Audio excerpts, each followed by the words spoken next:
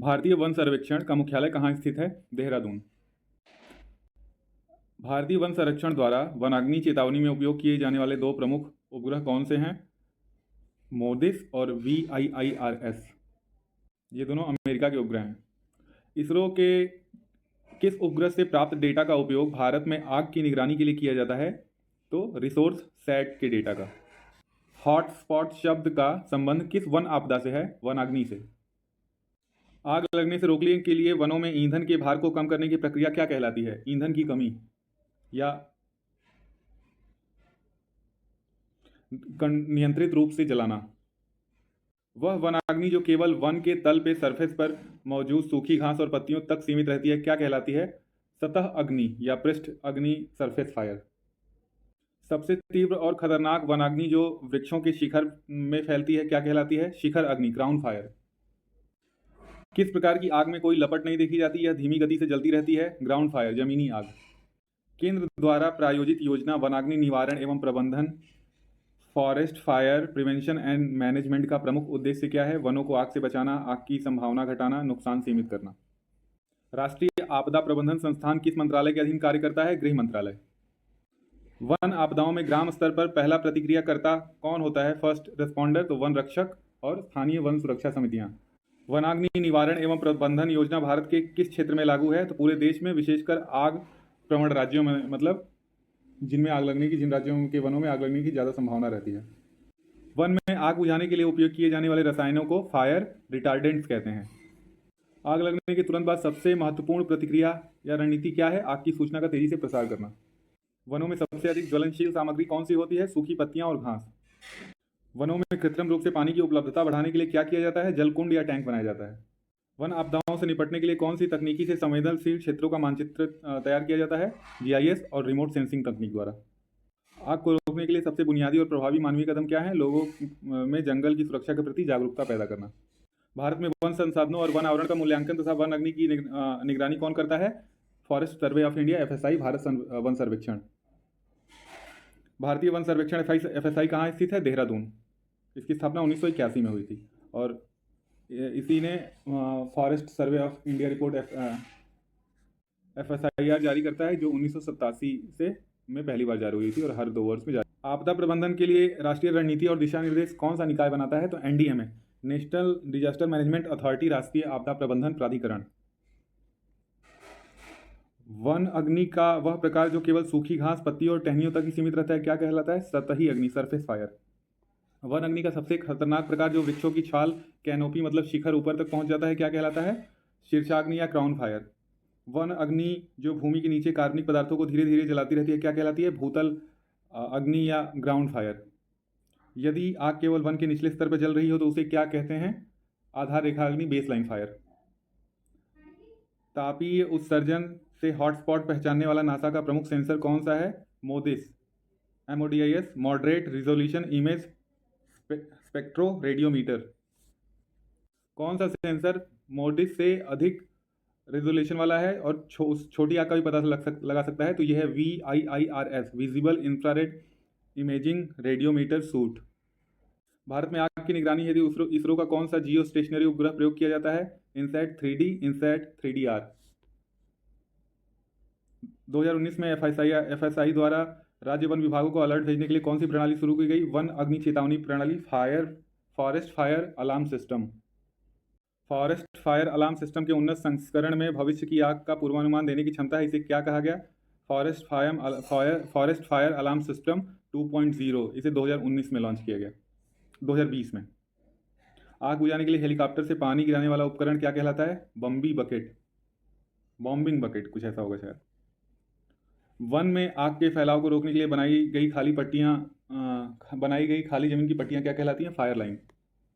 One प्रबंधन में समुदाय को भागीदारी को प्रोत्साहित करने की पहल का नाम क्या है? संयुक्त वन प्रबंधन, जॉइंट फॉरेस्ट मैनेजमेंट, JFM। इसकी शुरुआत 1990 में हुई थी। सरकार द्वारा आपदा राहत के लिए कौन सा मोबाइल एप्लीकेशन अलर्ट प्रसारित किया गया है? सचेत। आपदा जोखिम न्यूनीकरण को स्थानीय स्तर पर किस संस्था में एकीकृत किया जा रहा है? पंचायती राज संस्थान, शहरी स्थानीय निकाय। हिमस्खलन और तेल रिसाव जैसे आपदाओं की जिम्मेदारी किस मंत्रालय को दी गई है? रक्षा मंत्रालय। भारत में सबसे आम वन आपदा कौन सी है? फॉरेस्ट फायर, वनाग्नि या जंगल की आग। वनाग्नि को रोकने में मदद करने वाले फायर लाइन का मुख्य उद्देश्य क्या है? ईंधन सामग्री को हटाकर जो भी आग को जलाने में सहायक है उनमें से सभी को हटाकर या किसी एक को हटाकर आग के प्रसार को रोकना। वनाग्नि की निगरानी और चेतावनी के लिए कौन सी रिमोट सेंसिंग तकनीकी सबसे उपयोगी है? Satellite imagery sensor. वनाग्नि के बाद मिट्टी का कौन सा गुण सबसे अधिक प्रभावित होता है? मिट्टी का कटाव होता है, जल धारण की क्षमता में कमी आती है। वनाग्नि के लिए सबसे अधिक संवेदनशील वनस्पति कौन सी है? सूखी घास, झाड़ियाँ और चीड़ मतलब पाइन के वन, चीड़ या पाइन के वन। वनाग्नि की खतरों को कम करने के लिए वन प्रबंधन में किस विधि का उपयोग किया जाता है? नियंत्रित रूप से आग लगाना या निर्धारित दहन के तहत। वन में कीटों और बीमारियों के प्रकोप को क्या कहा जाता है? जैविक आपदा या महामारी।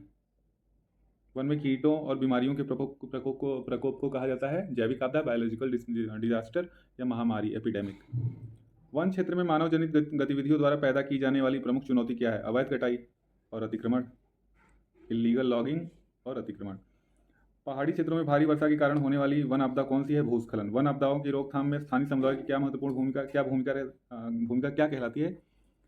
तो ये कहलाती है सामुदायिक भागीदारी और जागरूकता। भारत में वनाग्नि की चेतावनी जारी करने के लिए कौन सा सरकारी विभाग जिम्मेदार है? फॉरेस्ट सर्वे ऑफ इंडिया, भारतीय वन सर्वेक्षण। वनाग्नि की लपटों को सीधे बुझाने के लिए उपयोग किए जाने वाला उपकरण का नाम क्या है? फायर बीटर या ब्लोअर। वृक्षों को बाढ़ से बचाने के लिए कौन सी रोकथाम विधि अपनाई जाती है? वृक्षारोपण। वनों को बाढ़ से बचाने के लिए कौन सी रोकथाम विधि अपनाई जाती है? तो वन रोपण, जल निकासी का उचित प्रबंधन। वन आपदा किसे कहते हैं? वह प्राकृतिक या मानव जनित घटना जिससे वन और वन्य जीवों को बड़े पैमाने पर क्षति पहुंचती है, वन आपदा कहलाती है।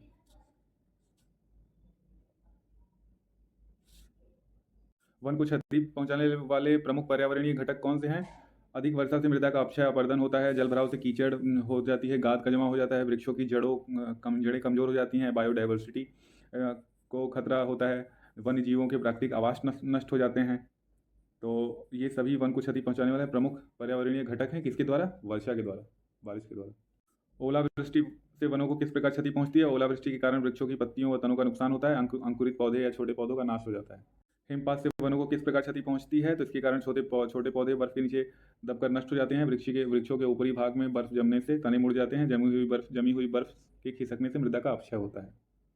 भूस्खलन से वनों को किस प्रकार क्षति पहुंचती है? तो भूस्खलन से एक क्षेत्र विशेष नष्ट हो जाता है, जिससे मृदा, वनस्पति और वन्य जीवों को गंभीर क्षति पहुंचती है। कभी कभी भूस्खलन के कारण जलधाराएं अवरुद्ध होकर अस्थायी झील का निर्माण करती हैं, जो वन व वन्य जीव हेतु खतरा उत्पन्न करती है। अधिक सूर्यताप और गर्म वायु से वनों को किस प्रकार क्षति पहुंचती है? अधिक सूर्यताप और गर्म वायु के कारण वृक्षों की छाल फटने लगती है, लकड़ी का रंग गहरा हो जाता है, छाल जो है तनों को छोड़ देती है, इसे हीट क्रैक कहते हैं। वनाग्नि किसे कहा जाता है? घास के मैदानों में प्राकृतिक या मानव जनित कारणों से लगने वाली हानिप्रद, अवांछित, अनियंत्रित आग को वनाग्नि कहा जाता है। मतलब वन में जो घास होते हैं उनमें मतलब किसी प्रकार से आग लगती है, फिर वही धीरे धीरे फैल जाती है, इसे वो क्या कहते हैं? वनाग्नि। क्या वनाग्नि हमेशा हानिकारक होती है? नहीं, वनाग्नि पारिस्थितिकी तंत्र का एक स्वाभाविक हिस्सा है। कभी कभी यह वन के पुनर्जीवन में सहायक होती है, तो कभी यह वन और वन्य जीवों को भारी क्षति पहुंचाती है। कम तीव्रता की वनाग्नि वनों के लिए कैसे उपयोगी होती है? तो ये मृत घास, पुरानी पत्तियों, टहनियों जैसे कचरे से मुक्त रखकर प्राकृतिक वन विकास में सहायता करती है। वनाग्नि के प्रमुख प्राकृतिक कारण कौन कौन से हैं? तो बिजली का गिरना, ज्वालामुखी विस्फोट, पत्थरों के घर्षण से उत्पन्न चिंगारियां, ग्लोबल वार्मिंग, शुष्क जलवायु। अग्नि उत्पन्न होने के लिए किन 3 घटकों की आवश्यकता होती है? उसे बुझाने का मूल सिद्धांत क्या है? तो ऊष्मा, ईंधन और ऑक्सीजन से ये आग लगती है। उनको फायर ट्रायंगल, इन्हें अग्नि त्रिकोण कहा जाता है। फायर ट्रायंगल, आग बुझाने में इन तीनों चीज़ों में से किसी एक को हटा देना आवश्यक होता है।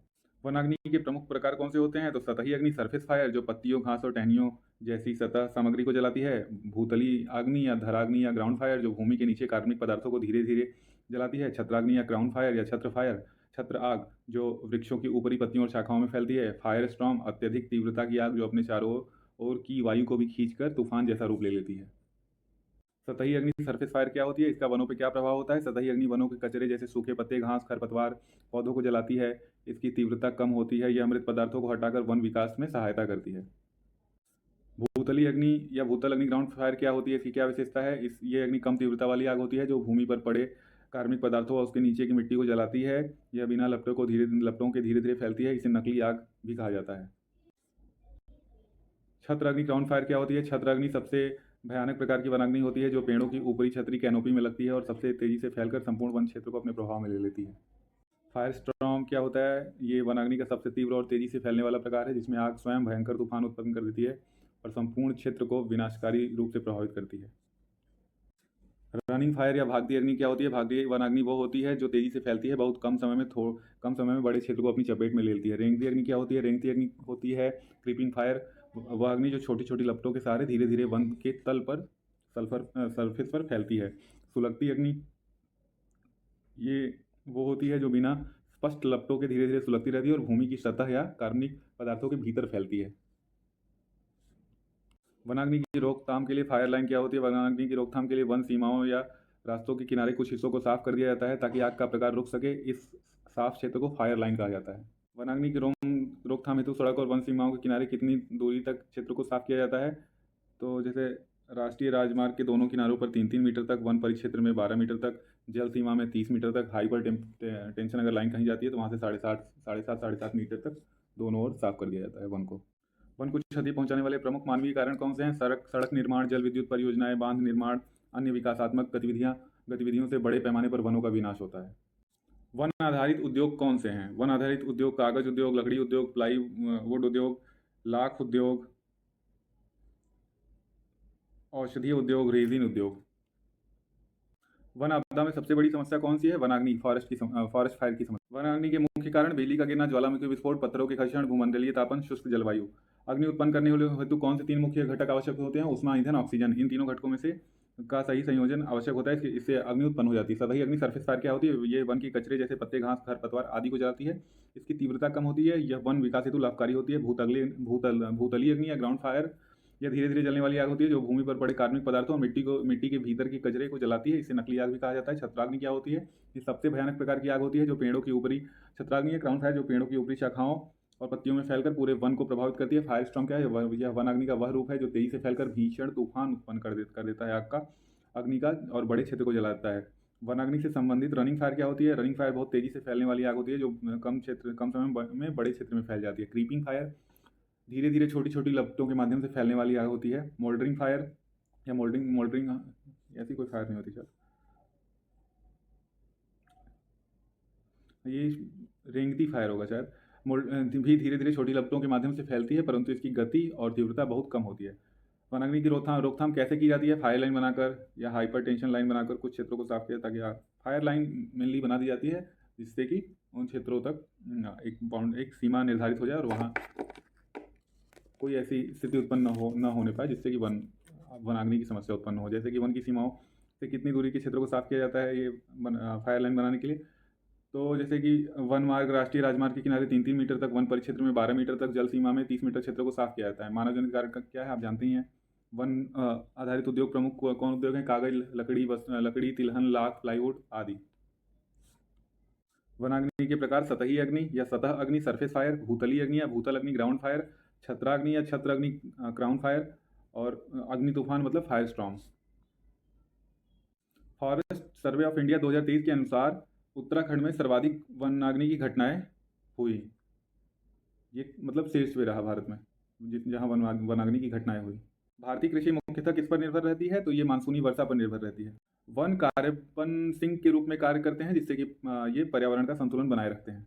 काटो जलाओ या कर्तन दहन पद्धति को क्या कहा जाता है? यह किस खतरे को बढ़ाती है? काटो जलाओ या कर्तन दहन पद्धति एक प्रकार से स्थानांतरण पद्धति भी है जो मिट्टी के कटाव और के खतरे को बढ़ाती है। कमांड एरिया डेवलपमेंट 1974-75 में हुआ। एकीकृत जल ग्रहण प्रबंधन कार्यक्रम 2009-10 में शुरू किया गया। मरुस्थल विकास कार्यक्रम 1995 में इसकी शुरुआत हुई। राष्ट्रीय वनीकरण कार्यक्रम नेशनल एफॉरेस्टेशन प्रोग्राम सन 2000 में शुरू हुआ। बॉन चैलेंज मरुस्थलीकरण को रोकने के लिए वन्य भूमि के पुनर्स्थापन से संबंधित है। SDG 15 क्या है? तो SDG 15 है स्थलीय पारिस्थितिकी तंत्र का संरक्षण, पुनर्स्थापन, सतत उपयोग। मरुस्थलीकरण रोकने के लिए और वर्षा बढ़ाने के लिए कौन सी पद्धति अपनाई जाती है? तो क्लाउड सीडिंग जैसी आधुनिक तकनीकें, मेघ विजन भी इसे कहते हैं, ये पद्धति अपनाई जाती है। भारतीय आपदा प्रबंधन अधिनियम डिजास्टर मैनेजमेंट एक्ट 2005 में बना जबकि राष्ट्रीय आपदा प्रबंधन नीति डिजास्टर मैनेजमेंट पॉलिसी 2009 में बनी। भारत में जीवित जड़ पुल, लिविंग रूट ब्रिजेस मेघालय में पाए जाते हैं। ISFR 2023 के अनुसार मिजोरम में वनों का सर्वाधिक प्रतिशत है, इसके बाद अरुणाचल प्रदेश है। मिजोरम में वनों का प्रतिशत शायद 84 या 85 है, कुछ ऐसा परसेंट। और केंद्र शासित प्रदेशों में लक्षद्वीप प्रथम स्थान पे है जहां वन प्रतिशत सबसे ज़्यादा है, 91 के करीब में है इसका, 91%। भारत में मैंग्रोव का दूसरा सबसे बड़ा क्षेत्र वाला राज्य कौन सा है? तो पहला तो पश्चिम बंगाल है जहाँ 42.45% है, उसके बाद दूसरे नंबर पर गुजरात है, WWF का प्रतीक जानवर जाइंट पांडा। भारत में आर्थिक दृष्टिकोण से सर्वाधिक महत्वपूर्ण वन पर्णपाती या पतझड़ वन। भारत का पहला प्राकृतिक वनस्पति मानचित्र 1987 में तैयार किया गया। गुंडी राष्ट्रीय उद्यान तमिलनाडु में स्थित है, सांपों के लिए प्रसिद्ध है। प्रसिद्ध मतलब यहाँ सांप पाए जाते हैं अच्छी खासी संख्या में। केंद्रीय वन आयोग की स्थापना 1965 में। इसके अध्यक्ष इंस्पेक्टर जनरल ऑफ फॉरेस्ट। इसका कार्य आंकड़े और सूचनाएं एकत्रित करना, तकनीकी सूचनाओं का प्रसार, बाजारों का अध्ययन करना। भारतीय वन सर्वेक्षण की स्थापना 1981 में। इसने पहली रिपोर्ट 1987 में दी और 1987 में ही भारत का पहला वानस्पतिक मैप तैयार किया गया। वन अनुसंधान संस्थान की स्थापना कब कहाँ हुई? देहरादून में 1906 में। वन अनुसंधान संस्थान के 4 क्षेत्रीय केंद्र कहाँ स्थित हैं? तो बेंगलुरु, कोयम्बटूर, जबलपुर, बर्नीहाट। राष्ट्रकला प्रशिक्षण केंद्र की स्थापना 1965 देहरादून में हुई। वन महोत्सव की शुरुआत कृषि मंत्री KM मुंशी ने 1950 में की थी। वन महोत्सव कब मनाया जाता है? 1 से 7 जुलाई यानी जुलाई के पहले सप्ताह में। भारतीय वन प्रबंधन संस्थान Indian institute of forest management Bhopal Madhya Pradesh में है। इसकी स्थापना 1982 में हुई थी। भूटान के संविधान के अनुसार उसके 60% भौगोलिक क्षेत्रफल पर वन का होना अनिवार्य है, जबकि वर्तमान में 84% क्षेत्रफल वन है। टाइलर पुरस्कार पर्यावरण संरक्षण के लिए दक्षिण कैलिफोर्निया यूनिवर्सिटी द्वारा दिया जाता है। उत्तर प्रदेश का प्रथम बायोटेक पार्क 2003 में लखनऊ में स्थापित हुआ। नेशनल ग्रीन ट्रिब्यूनल NGT राष्ट्रीय हरित न्यायाधिकरण की स्थापना 2010 में हुई। 11वीं पंचवर्षीय योजना के दौरान NGT। सर्वाधिक जैव विविधता उष्णकटिबंधीय वर्षा वनों में पाई जाती है, जो 10 डिग्री उत्तरी अक्षांश से 10 डिग्री दक्षिणी अक्षांश के बीच स्थित होते हैं। IUCN के अनुसार किसी प्रजाति को विलुप्त तब माना जाता है जब वह अपने प्राकृतिक आवास में लगातार 50 वर्षों तक नहीं देखी जाती। सामाजिक वानिकी और पारिस्थितिकी पुनर्वास केंद्र की स्थापना 1992 में प्रयागराज में हुई थी। अंसी राष्ट्रीय उद्यान का नया नाम कालीबाग संरक्षित क्षेत्र है। भारतीय जलवायु को मानसूनी एवं उष्णकटिबंधीय जलवायु कहा जाता है। मानसूनी उष्णकटिबंधीय। वनों का तीव्र गति से कम समय में विनाश किस चीज से हो जाता है? तो ये वनाग्नि से। वायु प्रदूषण का मुख्य कारण क्या है? Industrial development. वन्यजीव संरक्षण अधिनियम 1972 को लागू करने वाला प्रथम देश कौन था? देश का प्रथम राज्य कौन था? मध्य प्रदेश। विष्णु पुराण में भारत में कितने प्रकार के वनों का वर्णन है? 13।